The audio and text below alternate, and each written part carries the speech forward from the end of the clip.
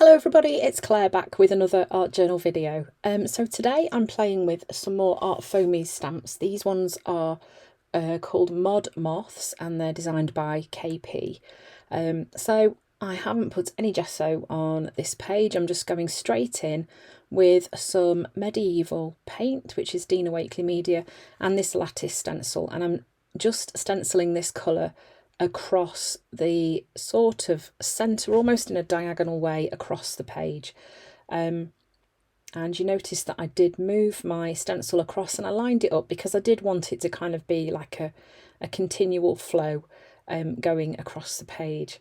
So I'm using a blending tool to put the paint down, and then just because there's a bit of paint left on my blending tool, I'm just smooshing around the edges of the stenciling. I think I feel like kind of blends it in a bit more. But also because I didn't want to waste any paint. So then this is one of my other favourite stencils. This is Circles for Painting. You'll have seen me use it so many times. And here I am using, I think, this is white paint that I've just mixed in.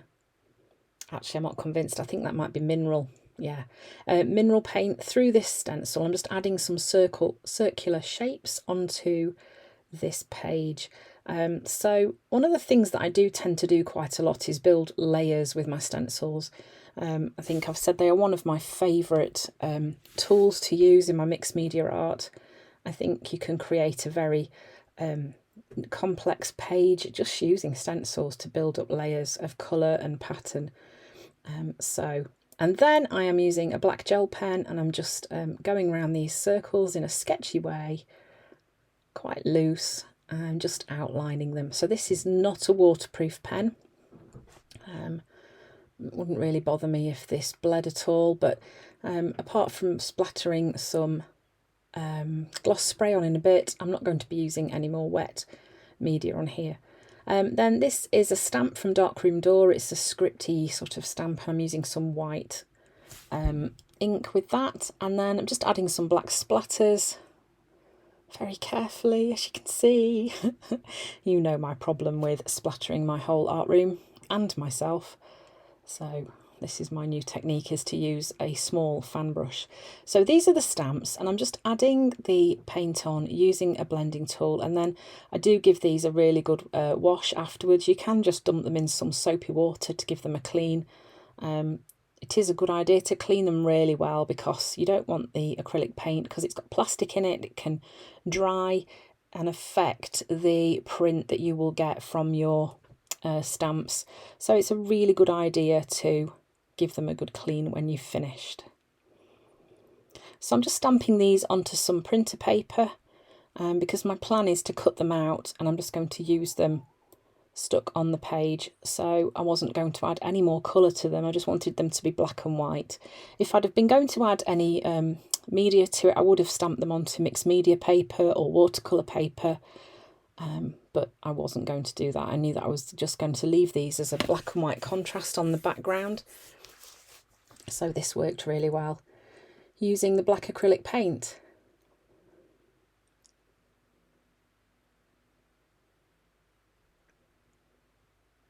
Clearing that up before I get it all over my arms. And then I just used a baby wipe to give these a first clean off, and then I did dunk them in some water after. So then I'm using this mantra stencil, just adding a little hint of text onto the page as well.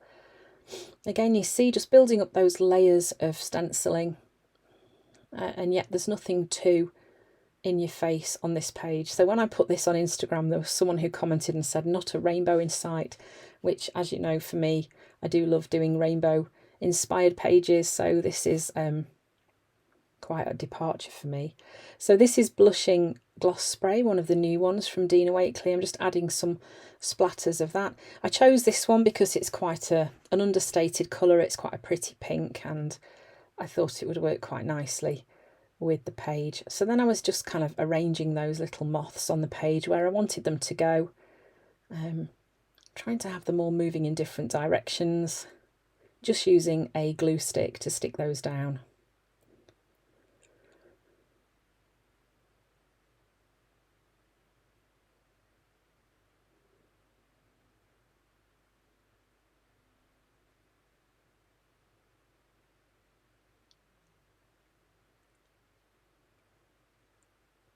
And then I, for some reason, went around those circles in white as well. And then I'm going in with my Posca pen and adding some mark making using those dots that I so often add on my pages.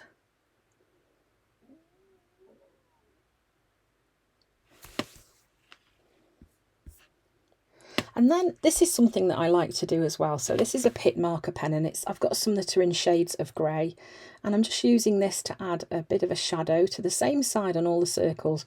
And what I feel that does is gives it a little bit more of a 3D effect. And this ink is great because while it's still wet, you can smudge it really nicely with your finger and creates a nice soft shadow effect. Then I decided I would have my words sort of meandering through the moths on the page. And I am just using a Posca pen for that, and it is a PC1M, so it's one of the smaller ones. And once I've written it out what I want, I then go back and add some more depth to certain sides of the letters to make the writing stand out a bit more on the page. And particularly in the areas where there wasn't any paint, the pen tends to sink into the craft, so sometimes you do need to go over it a few times to kind of saturate the paper with it. If you don't really want to mess with that, then some clear gesso is definitely the best way to stop that happening, or to make sure that you're only writing where your paint is. And there we go, that's the finished page. So lots of fun creating a monochromatic kind of page in my craft journal. I hope you've enjoyed watching me play with these Art Foamies stamps designed by KP called Mod Moths. Thanks for watching, and I hope to see you again soon.